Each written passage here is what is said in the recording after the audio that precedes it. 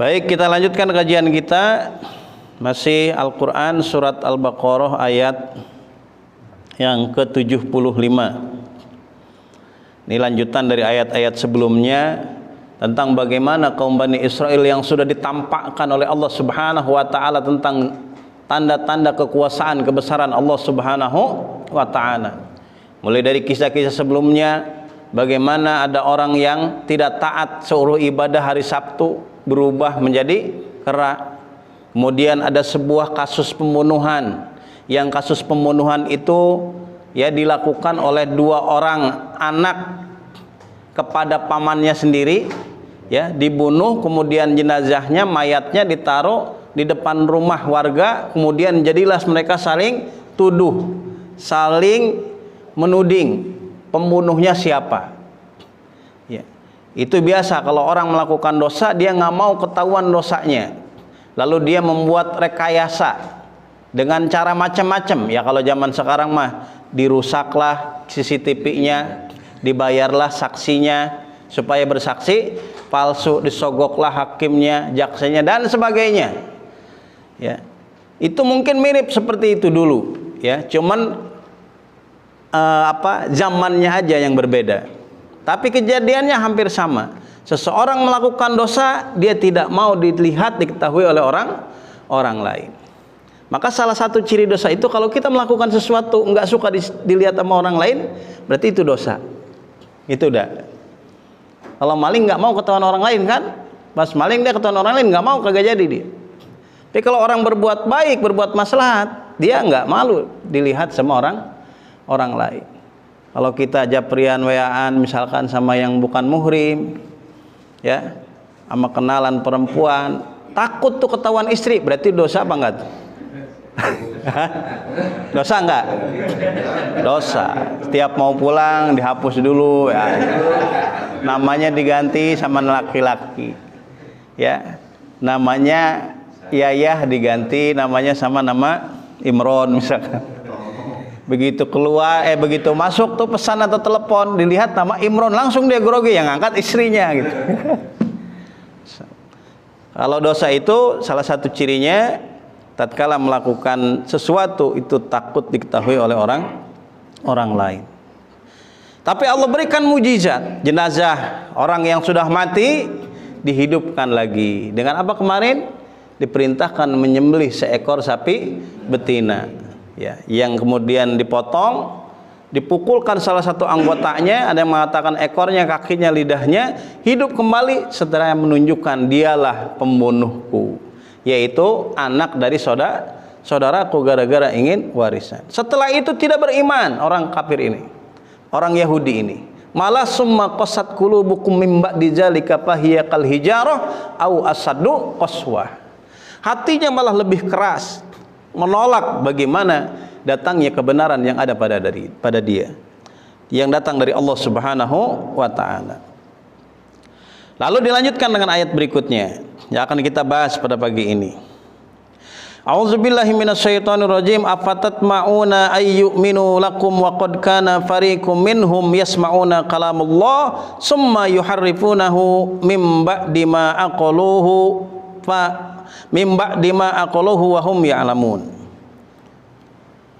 Afatatma'una, apakah kalian mengharapkan, ayyuhal mu'minun, wahai orang-orang yang beriman.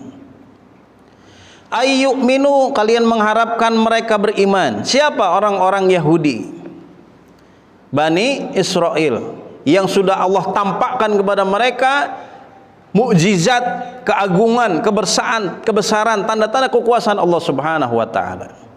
Lakum, Allah tampakkan kepada mereka. Wa qad kana fariqum, dan sungguh padahal mereka telah adalah segolongan, ta'ifatun, sekelompok, segolongan, minhum, dari mereka, akhbaruhum, mereka itu pendeta-pendeta, ya, atau orang-orang yang ngerti agama di agama mereka.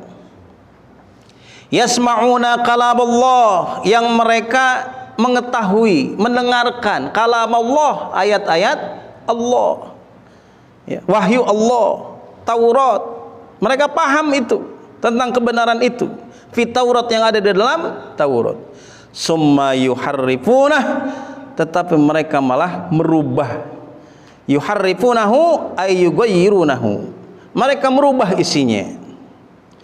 Mim ba'di ma aqaluhu, setelah mereka fahimu aqaluhu, setelah mereka memahaminya, mengetahuinya. Wa hum ya'lamun, dan mereka mengetahui annahum mubtaruna, ya, dengan mengada-ada. Jadi dirubah-rubah tuh firman Allah, dirubah-rubah ayat-ayat Allah yang ada di dalam Taurat. Padahal mereka tahu bagaimana kebenaran kitab Taurat yang dibawa oleh Nabi Musa.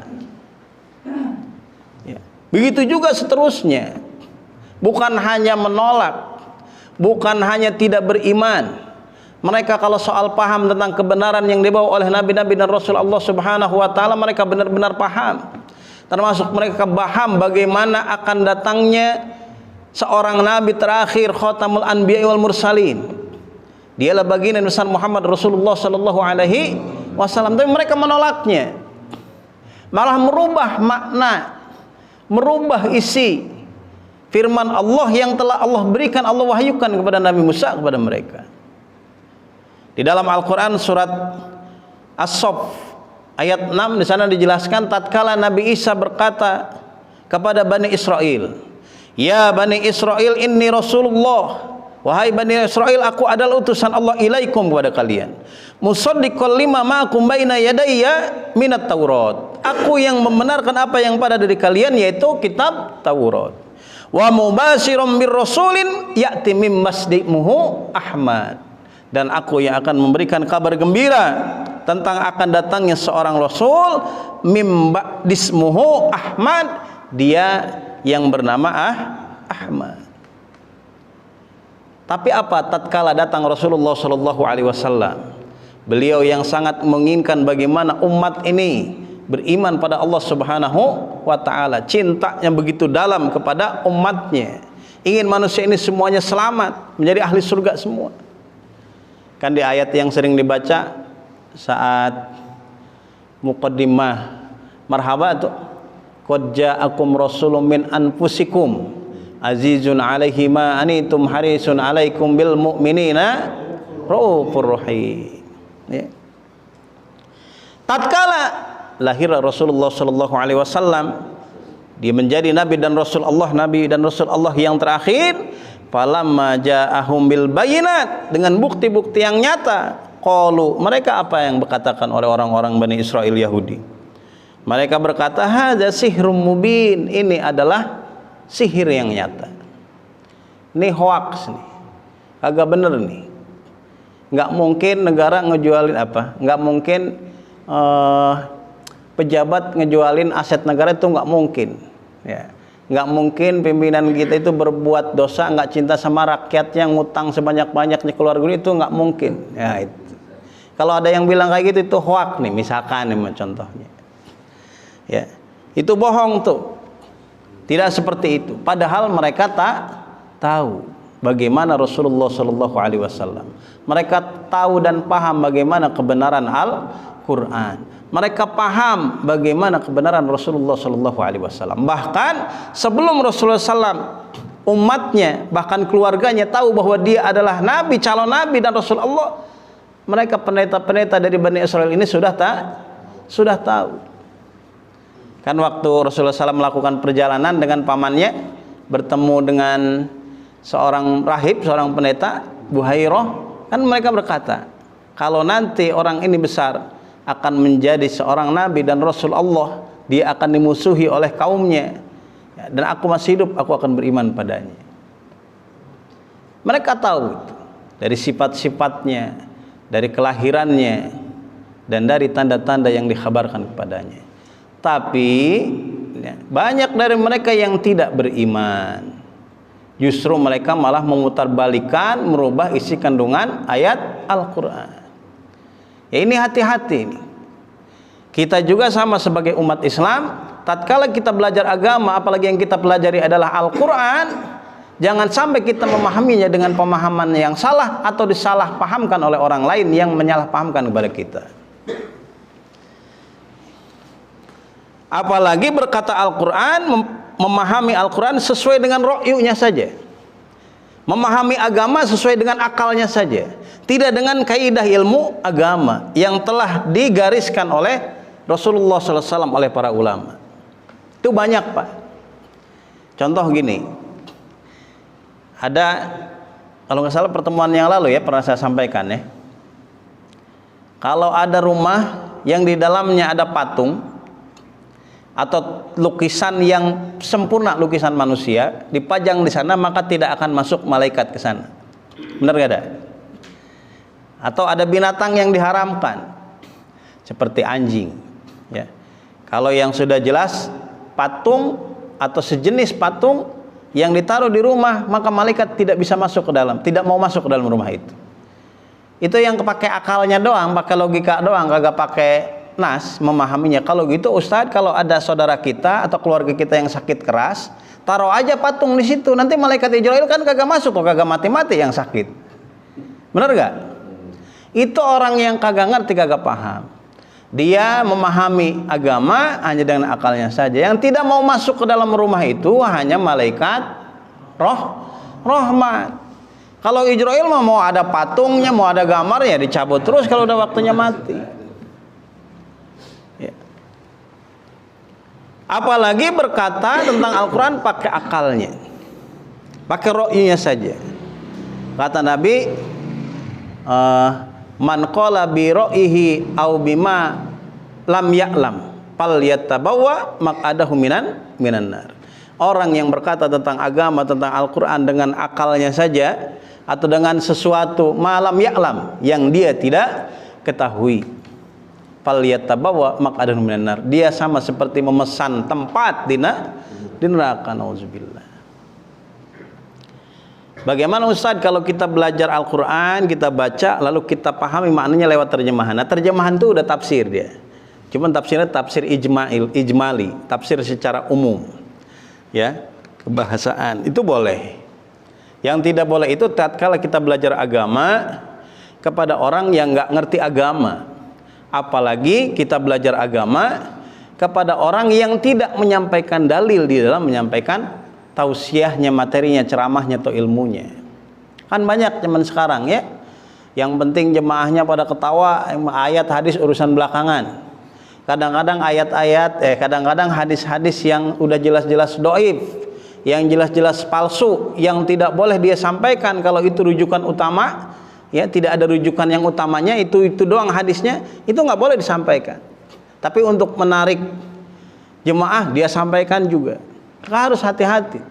Di dalam kitab Ta'limut Ta'alim masih Syekh Jalaluddin menjelaskan, tatkala kita menentukan sipulan kiai ulama jadi guru kita, kita harus paham dulu siapa kiai ini, siapa guru kita ini, siapa ustadz kita ini. Kalau dia memang benar-benar orang yang faqih fiddin, orang-orang yang paham dalam agama, kemudian amalnya juga benar, baru kita boleh jadikan dia sebagai guru, sebagai rujukan. Tatkala dia menjadi guru kita, kita muliakan dia. Bahkan kata Ali bin Abi Thalib, aku adalah budak dari guruku, saking memuliakannya. Tatkala guruku itu mengajar lau harfan, walaupun satu huruf saja, tak sebanding kalau dibayar satu hurufnya yang diajarkan kepadaku, kata Ali bin Abi Thalib, dengan 5.000 dinar. Masya Allah. Ya, itu saking mulianya seorang guru dan dimuliakan. Kalau Ali bin Abi Thalib belajar kepada guru itu, dia menganggap dirinya budak dari gurunya. Kalaupun harus membayar 5.000 dinar per huruf, itu masih belum setimpal dengan ilmu yang diberikannya. Maka kita pahami, kita pelajari ilmu agama ini ya, dari mana saja, dari siapa saja. Mau lewat langsung kita tawajuh taklim seperti ini, bertemu dengan guru ya, atau lewat media sosial, lewat grup-grup WhatsApp, YouTube dan sebagainya, lewat radio sebagainya, boleh. Syaratnya ustadz, kiai, guru yang menyampaikan itu harus ada dasarnya, dalilnya yang ia sampaikan. Apa? Al-Quran sebagai sumber hukum yang pertama. Yang kedua, al-hadis, sunnah-sunnahnya Rasulullah Sallallahu Alaihi wasallam. Baru kesananya perkataan-perkataan para ulama.